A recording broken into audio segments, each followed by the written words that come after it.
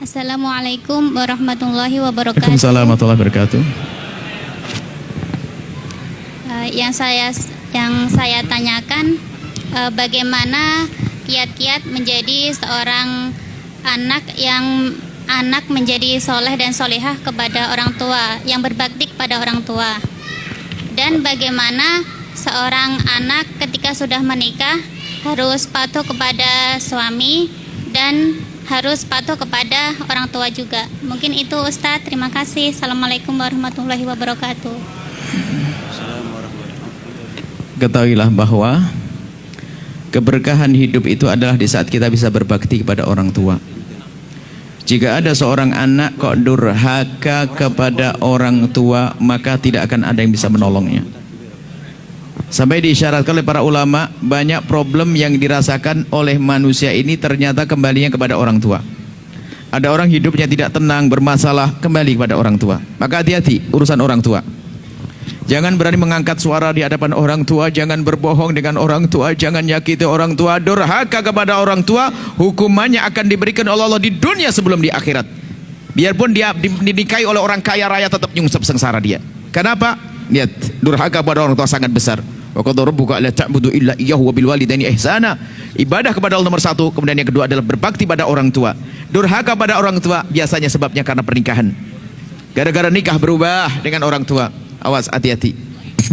Dan kamu, wahai adik-adikku yang solehah, jangan mau menikah dengan seorang laki-laki yang tidak disetujui oleh orang tuanya. Dan kamu, wahai adik laki-lakiku, jangan mau menikah dengan seorang wanita yang ternyata pernikahannya melanggar orang tuanya. Nggak akan membawa berkah pada akhirnya. Kecuali orang tua yang adil, memang tidak menikahkan tidak tanpa alasan. Adil itu seorang tua menemukan anaknya sudah dapat pasangan yang selayaknya, lalu dihindari, lalu tidak mau menikahkan, itu orang tua yang dosa. Tapi kalau selagi orang tua masih mendidik, mengatur, kalau kita durhaka kepada orang tua, dosa sangat besar sekali dan tidak ada yang bisa menolong, hukumannya akan berikan di dunia. Maka kadang ada rumah tangga cekcok terus, harus dikembalikan ke belakang. Bagaimana kau dengan bapak ibumu? Nah ini hati-hati. Fahami makna ini, nanti secara otomatis kita akan bisa berbakti pada orang tua. Hukumannya besar. Kadang kita berani mengangkat suara. Durhaka itu halus, seperti hanya berbakti juga halus. Kalau sudah bicara berbakti pada orang tua, saya buatkan contoh suatu ketika ada anak masalahin, saya jawabnya panjang biar terasa. Suatu ketika ada seorang anak mau berangkat sekolah. Dia mau berangkat sekolah itu naik sepeda zaman itu. Waktu itu dia lagi sarapan pagi, lagi makan enak begitu, tiba diamperin sama temannya. Ayo berangkat sekolah, sudah kesiangan, telat nanti.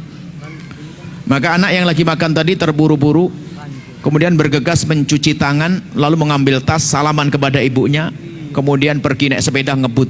Setelah sampai di sekolahan, ternyata temennya masuk kelas, dia nyandarkan sepeda, tak taunya sepeda diambil lagi, pulang lagi. Setelah sampai di rumah, balik lagi ke sekolah, temennya tuh bingung, tanya, kenapa kamu kok pulang tadi, ada yang ketinggalan? Enggak.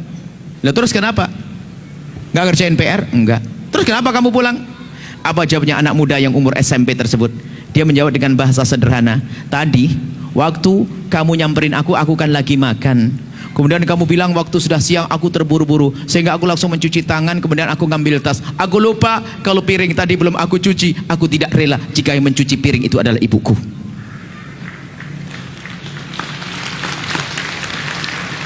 Urusannya hati.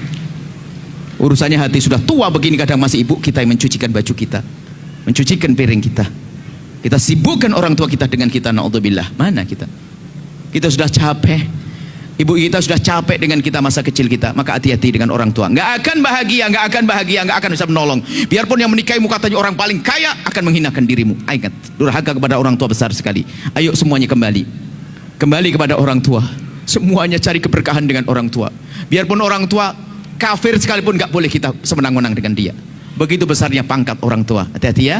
Baik, kalau sudah paham makna ini, ambil nanti CD Buya tentang hidup indah dengan berbakti pada orang tua, dengar sampai tuntas, jangan nyambi sama yang lainnya. Anda akan ngerti bagaimana berbakti nanti. Insya Allah akan ada air mata, ada kesejukan hati, ada kerinduan pengabdi dan berbakti setelah itu. Kemudian seorang suami dan istri, panutan seorang suami sampai kapanpun nomor satu adalah orang tua. Seorang